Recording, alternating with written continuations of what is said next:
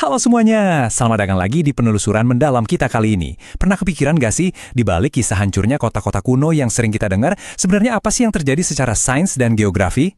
Nah, hari ini kita bakal ngulik realitas geografis dan bukti arkeologi di balik lenyapnya 5 kota besar di masa lalu. Yuk kita mulai? Oke, ini rute kita hari ini. Kita bakal bahas misteri kota kuno, ancaman Pompei, bencana Sodom, gempa di Jazirah Arab, longsor Legetang, dan diakhiri dengan geografi sebagai takdir. Kita bakal lihat gimana sebuah lokasi yang ngasih kekayaan luar biasa, ternyata diam-diam menyimpan kerentanan yang mematikan. Bagian pertama, misteri kota kuno. Sebelum kita masuk ke sainsnya, kita perlu paham dulu gimana orang-orang zaman dulu merekam bencana-bencana dahsyat ini. Teks-teks kuno tuh sebenarnya ngasih kita jendela yang luar biasa penting. Zaman dulu kan belum ada ilmu vulkanologi atau seismologi ya, jadi bencana alam yang masif sering banget dibingkai sebagai hukuman atas kemerosotan moral. Dari sini kita bisa lihat gimana manusia purba berusaha memproses trauma geografis yang skalanya benar-benar di luar nalar mereka. Lanjut ke bagian 2, Pompei dan ancaman Gunung Vesuvius. Ini tuh contoh paling klasik dari sebuah kota yang kekayaannya justru jadi alasan kehancurannya. Ironis banget loh, Pompei ini punya tanah vulkanik yang super subur, kebun anggurnya luar biasa, dan warganya sangat makmur. Tapi masalahnya, mereka tinggal persis di kaki Gunung Vesuvius yang berstatus aktif. Ini bukti nyata kalau geografi itu ibarat pedang bermata dua. Tanah vulkanik yang bikin mereka kaya raya, sebetulnya adalah bom waktu yang lagi berdetak nyunggu meledak. Coba bayangin angka 35 ini. Para arkeolog nemuin kalau di Pompei yang luasnya cuma sekitar 12 km persegi, ada sekitar 35 rumah bordil. Angka yang gila banget kan? Ini nunjukin seberapa ekstrim tingkat kekayaan mereka, banyaknya waktu luang, dan gaya hidup hedonis yang emang tercatat jelas di sejarah Romawi kuno sebelum bencana itu datang. Nah, bukti arkeologinya tuh nunjukin kronologi yang merindingin banget. Di tanggal 24 Agustus tahun 79 Masehi.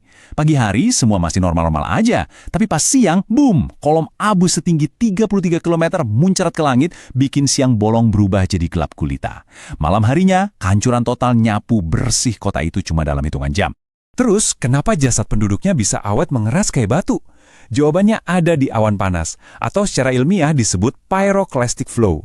Ini arus gas super panas campur material vulkanik yang meluncur cepat banget. Fenomena inilah yang bikin ribuan warga Pompei tewas seketika dan waktu seakan berhenti, mengawetkan kota mereka di bawah abu tebal berabad-abad lamanya. Oke, bagian 3, bencana Sodom dan patahan tektonik. Kita terbang ke Timur Tengah buat ngebedah kisah kota legendaris Sodom pakai kacamata geologi modern. Pola fatal yang sama kejadian lagi di sini.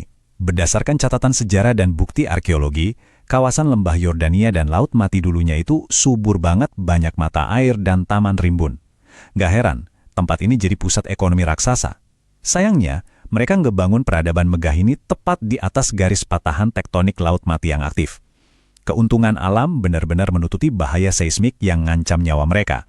Kalau kita kupas metafora dari catatan kunonya, peristiwanya tuh digambarin kayak hujan batu, gempa luar biasa, suara gemuruh yang bikin budak, sampai kotanya dijungkir balikan. Secara sains, ini deskripsi yang sangat akurat tentang gempa tektonik masif. Suara gemuruh itu gelombang kejut seismik.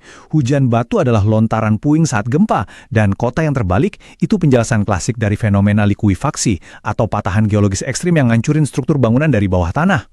Masuk ke bagian 4. Gempa bumi di Jazirah Arab.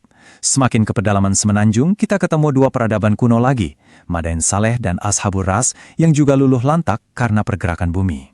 Kita bahas Madain Saleh dulu. Kaum Thamud di sini itu jago banget arsitektur, sampai bisa mahat gunung batu utuh jadi rumah dan istana mega. Secara psikologis, tinggal di dalam batu raksasa ini bikin mereka ngerasa kebal banget dari alam. Tapi nyatanya, catatan sejarah nyebutin ada gempa bumi dahsyat barengan sama gelombang kejut sonik atau suara ledakan bumi yang luar biasa keras yang ngeremukin benteng gunung kebanggaan mereka seketika. Terus ada kisah kaum Ashabul Ros yang hidupnya sangat bergantung sama satu sumur akuifer raksasa. Runtutan hancurnya mereka ini persis kayak baca buku geologi tentang keruntuhan struktur tanah. Mulai dari kekeringan ekstrim yang bikin air tanah menyusut dan berbau busuk. Saat rongga bawah tanah itu akhirnya kosong dan hilang tekanan, gempa datang memicu sinkhole atau lubang runtuhan raksasa yang langsung nelan daratan dan seluruh peradabannya tanpa sisa. Bagian 5. Longsor Legetang di dataran tinggi Dieng. Sekarang, kita pulang ke Indonesia buat ngelihat anomali geografis yang terjadi belum terlalu lama, tahun 1955, tapi dampaknya sama-sama ekstrim. Warga desa Legetang ini makmur banget karena tanah vulkaniknya yang super subur. Saking suburnya, hasil panen mereka ada yang beratnya nyampe 12 kg per buah. Gila kan? Tapi gaya hidup yang makmur ini bikin mereka lengah sama topografi di atas kepala mereka. Desa itu persis ada di bawah jurang curam Gunung Pengamun-Amun yang rawan banget longsor kalau lagi musim hujan badai. Nah, yang bikin kasus ini benar-benar di luar nalar adalah fisika dari bencana itu sendiri.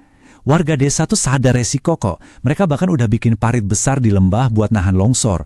Tapi pas badai petir tanggal 17 April 1955, puncak gunung yang terlepas itu anehnya nggak jatuh meluncur ke lembah. Materialnya malah kayak melompat ngelewatin lembah parit pelindung dan langsung menimpa pemukiman di baliknya.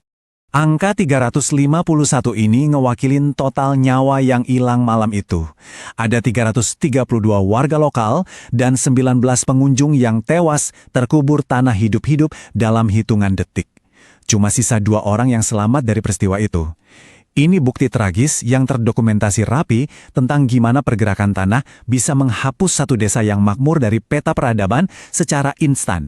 Bagian 6. Geografi sebagai takdir.